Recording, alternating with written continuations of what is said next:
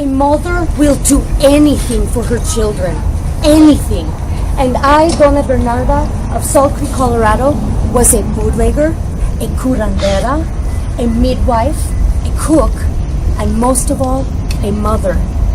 My story began in Torreon, Mexico, which I fled when Pancho Villa and his men stormed Torreon looking for women for their pleasure. I hid under the bed, and my friend hid in the closet. When the men found her first, she cried out, "Bernarda's under the bed!" When the men found me next, they said to me, "Since you are the Chimosan, we are taking you." I knew I had to get out of there. I left my unfaithful husband and took my 2 children, my mother, and 2 orphan children, and walked across the border. I paid 6 cents for 6 people to enter the United States. I never looked back. It was in Salt Creek in 1912 where I first claimed my land. My mother-in-law back in Mexico taught me many skills of the midwife. These are not the skills of the doctors today with their tests and their machines.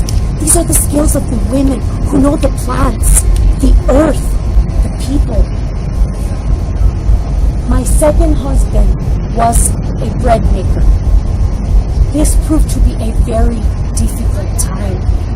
The Great Flood of Pueblo in 1921 destroyed most of the downtown area, taking out homes and businesses alike. I knew I needed to help my community, but I also needed money to keep food on the table. I was most famous as a curandera, but my mother-in-law back in Mexico also taught me to make beer.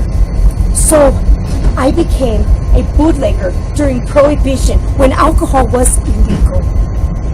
Then one day, the revenuers came to my home. They said to me, "They are there to arrest my husband and me. But who will take care of my children?" I thought. So I said to them, "I don't know where he is." But he was standing right next to me. So they arrested me instead.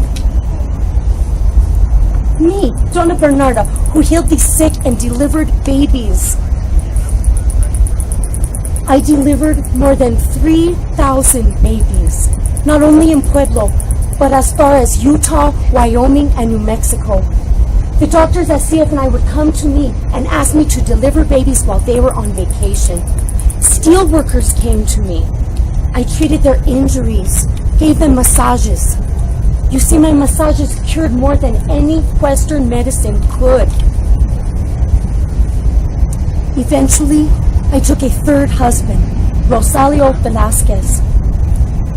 One day, I came to Rosalio and I said to him, "I'm going to deliver a baby, but the woman does not want the child. I'm bringing the baby home." He said to me, "No, you cannot. We are too old. We are in our 50s. But I am a mother. I won against Pancho Villa's men. I outsmarted revenuers. And I brought home baby Joe Velasquez. And he grew up alongside my son's daughter, Elvira. You see, her mother died in childbirth. That baby needed a mother. My daughter and her Ramon Nunes gave me 9 grandchildren. My son and his wife had 12 children, 9 of which survived. Some of their descendants are still around today. Maybe you know them.